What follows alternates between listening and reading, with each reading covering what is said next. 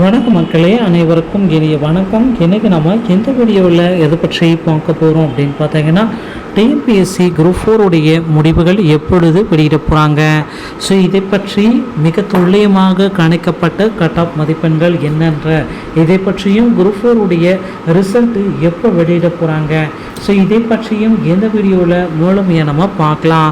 So நம்ம சேனலுக்கு புதியவராக இருந்தால் ஒரே ஒரு சப்ஸ்கிரைப் அண்ட் பெல் மட்டும் கிளிக் பண்ணி வச்சுக்கோங்க. நம்ம சேனலில் வர அப்டேட்ஸ் எல்லாமே மிஸ் பண்ணாமல் இருக்க இது மிக மிக அவசியங்க. தமிழகத்தில் பள்ளி கல்வித்துறையின் மூலமாக பார்த்திங்கன்னா டிஎன்பிஎஸ்சி குரூப் 4 உடைய முடிவுகள் வெளியீட்டில் பல்வேறு தாமதங்கள் ஏற்பட்டு வருது. ஸோ இன்றைய தினம் வரைக்கும் கடந்த 7 மாதங்களாகவே பார்த்திங்கன்னா குரூப் 4 ரிசல்ட்டை வெளியீட்டில் மிகப்பெரிய ஒரு தோல்வியை டிஎன்பிஎஸ்சி பார்த்திங்கன்னா கொடுத்துட்டே இருக்குது. ஸோ குரூப் 4 உடைய ரிசல்ட் பார்த்திங்கன்னா எப்பொழுது நமக்கு வெளியிட போகிறாங்க, ஸோ இதை பற்றிய ஒரு விரிவான விளக்கங்களை எந்த வீடியோவில் பார்க்கலாம். ஸோ டிஎன்பிஎஸ்சியை பொறுத்த வரைக்கும் குரூப் 4 உடைய முடிவுகளை நமக்கு விரைவில் வெளியிட புதிய உத்தரவுகள் எல்லாமே இருக்குங்க. என்ன சார் அந்த ஒரு புதிய உத்தரவு குரூப் 4ல் அப்படின்ட்டு நீங்கள் கேட்டீங்கன்னா, ஸோ டிஎன்பிஎஸ்சி உடைய தேர்வர்கள் எல்லாமே குரூப் 4 உடைய ரிசல்ட்டை உடனடியாக வெளியிடுங்க அப்படின்ட்டு கோரிக்கைகள் எல்லாமே வச்சுருக்காங்க.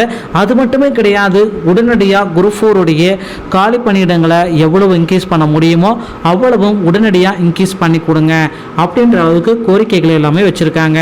ஸோ இவர்களுடைய கோரிக்கைகளை ஏற்று டிஎன்பிஎஸ்சி குரூப் 4 உடைய முடிவுகள் மற்றும் வேக்கன்சிஸை இந்த ஆண்டு கண்டிப்பாக நமக்கு இன்க்ரீஸ் பண்ண போகிறாங்க.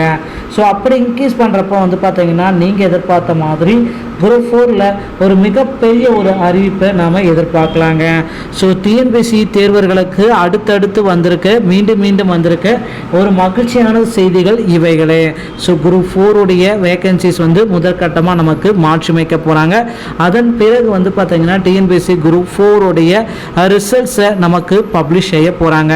ஸோ ரிசல்ட்டை பொறுத்த வரைக்கும் நீங்கள் எக்ஸ்பெக்ட் பண்ணுற மாதிரி நிச்சயமாக குரூப் 4ல் அதிகப்படியான நபர்கள் பாஸ் செய்ய வாய்ப்புகள் இருக்குது. ஸோ ஆண்கள் பார்த்தீங்கன்னா 40%, பெண்கள் 60% விகிதத்திலையும் குரூப் 4ல் பாஸ் செஞ்சுருக்கிறதா சில தகவல்கள் நமக்கு வந்திருக்குங்க. ஸோ டிஎன்பிஎஸ்சி சம்மந்தமான செய்திகள் தான் இவை.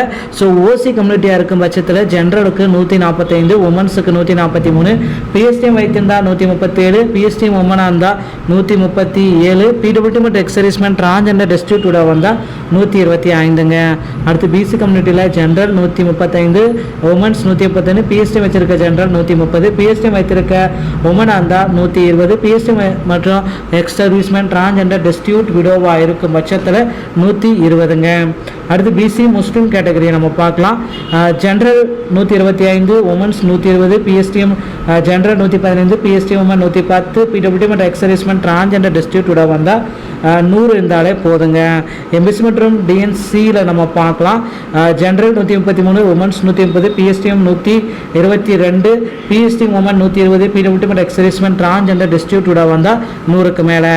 அடுத்து SC general 125, women's 120, PSTM 120, PSTM women 115, PWD மற்றும் எக்ஸர்வீஸ்மென் டிரான்ஜெண்டர் டெஸ்டிடியூட் விடாவா இருக்கும் பட்சத்தில் பார்த்தீங்கன்னா இவர்களுக்கு 100 இருந்தாலே போதுங்க.